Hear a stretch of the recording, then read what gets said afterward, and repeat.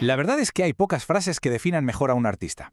Esta promesa de David Bowie no fue solo, digamos, una declaración de intenciones, fue básicamente el lema de toda su vida. Y desde luego, vaya que sí cumplió su palabra. Hoy vamos a sumergirnos en la increíble metamorfosis de David Robert Jones, aquel chaval de Brixton que acabó convirtiéndose en el icono intergaláctico que todos conocemos como David Bowie. Así que preparaos porque vamos a hacer un recorrido por el hombre de las 1000 caras. Para entender bien cómo funcionaba su mente y su arte, vamos a seguir este mapa. Empezaremos por sus orígenes, cómo nace su identidad. Luego, nos meteremos de lleno en la creación de sus personajes más legendarios. Viajaremos con él a su exilio creativo en Berlín, veremos cómo conquistó el pop mundial y, al final, llegaremos a su magistral y calculadísima despedida. Y todo empieza aquí, en el Londres de la posguerra, en una familia de clase trabajadora. Aquí conocemos a un jovencísimo David Jones que, por supuesto, aún no tenía ni idea de que estaba destinado a cambiar las reglas del juego para siempre. A veces, un simple accidente, una casualidad, te redefine el destino. ¿Qué pasó? Pues que en 1962, una pelea de adolescentes con su amigo George Underwood por una chica acabó con un puñetazo en el ojo izquierdo de David. Y ojo, no fue una simple pelea, fue, sin quererlo, el origen de una de sus señas de identidad más hipnóticas. Y aquí está la explicación científica, para que no haya dudas. Mucha gente cree que tenía un ojo de cada color, lo que se llama heterocromía, pero no.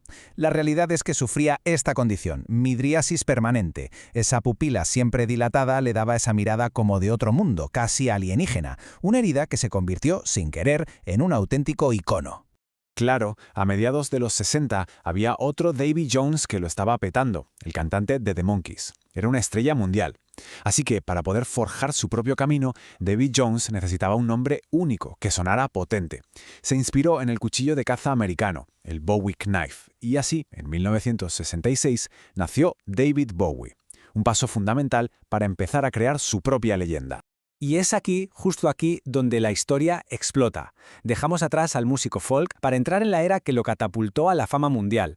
La era en la que Bowie no solo componía música, sino que se convertía en la música, encarnándose en personajes que ya son historia.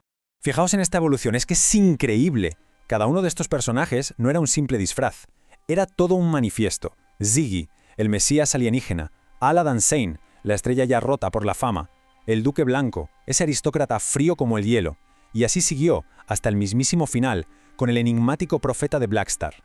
Ziggy Stardust fue una explosión de color, de androginia, de una especie de esperanza mesiánica que definió todo el glam rock. Pero solo un año después, Aladdin Sane ya reflejaba las grietas de ese sueño.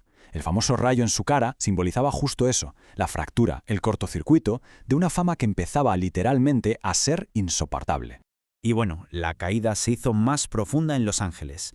El delgado Duque Blanco, el personaje del álbum Station to Station, era impecable por fuera, pero por dentro estaba emocionalmente vacío, era un alma perdida.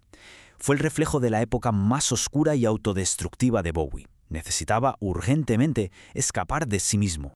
Y esa huida le llevó a un lugar tan gris y dividido como estaba él por dentro, el Berlín occidental de la Guerra Fría. Se fue allí con Iggy Pop, buscando desintoxicarse del estrellato, de las drogas y, de paso, sumergirse en el anonimato y en la escena artística más vanguardista de toda Europa.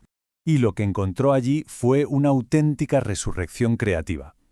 De la mano del genio Brian Eno, creó la famosísima trilogía de Berlín. Discos como Low, Heroes y Lodger rompieron con todo lo que se estaba haciendo. Su sonido electrónico, esas texturas ambientales, se convirtieron prácticamente en el manual de instrucciones del post-punk y la New Wave. De aquí bebieron bandas como Joy Division, The Cure o incluso los primeros YouTube. Después de toda esa introspección en Berlín, Bowie, fiel a sí mismo, dio otro giro de 180 grados. Decidió hacer algo completamente radical, conquistar el mundo. En los 80 dejó la vanguardia a un lado y se reinventó, esta vez como una de las mayores superestrellas del pop del planeta. Y vaya si lo consiguió. Para que nos hagamos una idea de la escala de su éxito, la cifra habla por sí sola. Más de 100 millones de discos vendidos. Es una auténtica barbaridad. Los 80 fueron la década en la que su música pasó de ser de culto a sonar en absolutamente todos los estadios del planeta. El álbum Let's Dance fue, sin duda, la clave de todo. Producido por el gran Nile Rodgers, era un artefacto pop perfecto que llenó estadios con la gira Serious Moonlight. Pero su impacto fue mucho más allá de la música. Su papel como Jared, el rey de los goblins en Dentro del laberinto, o su increíble actuación en Feliz Navidad, Mr. Lawrence, lo convirtieron en un ícono total de la cultura pop de la década. Y así, poco a poco, llegamos al último y quizá el más conmovedor capítulo de su vida. Un acto final que fue, como no podía ser de otra manera en su carrera, una obra de arte perfectamente calculada. Su último gran truco de magia. Todo empezó con un susto tremendo. En 2004, durante un concierto en Alemania, sufrió un infarto. Allí mismo, en pleno escenario. Este evento lo llevó a retirarse casi por completo. Durante casi 10 años el mundo se preguntaba: ¿dónde está David Bowie? ¿Volverá alguna vez? El silencio fue, de verdad, ensordecedor. Y entonces, de repente, rompió ese silencio. Pero no fue un simple regreso, que va, fue algo mucho más profundo. Fue un testamento final, entregado con una precisión y un simbolismo que, sinceramente, ponen la piel de gallina. Este símbolo, una estrella negra, es el título de su último álbum Black Star. Una obra maestra de jazz experimental súper oscura y críptica, llena de reflexiones sobre la fama, la espiritualidad y, sobre todo, la mortalidad. En aquel momento casi nadie entendió su verdadero y terrible significado. La revelación llegó de la forma más brutal posible. El álbum se lanza el día de su 69 cumpleaños. 2 días después, el mundo se despierta con la noticia de su muerte. Había estado luchando contra un cáncer en secreto durante 18 meses. Black Star no era un disco, era su propia elegía. Convirtió su propia muerte en su última y definitiva obra de arte. Pero su legado va muchísimo más allá de la música. Es que lo cambió todo. Desafió las normas de género y sexualidad. Fue un pionero en las finanzas con los famosos Bowie Bonds, un actor respetadísimo y un artista visual. Su influencia es sencillamente incalculable y sigue resonando hoy en día con una fuerza increíble. Lo que nos lleva a esta última pregunta. Y yo creo que la carrera de David Bowie demuestra que la respuesta es un sí, pero un sí rotundo. Murió y resucitó con cada personaje, con cada cambio de estilo, demostrando que la única constante en el arte, y seguramente en la vida, es la transformación.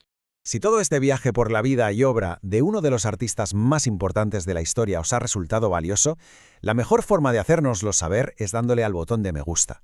De verdad que nos ayuda un montón a seguir creando contenido como este. Gracias por acompañarnos.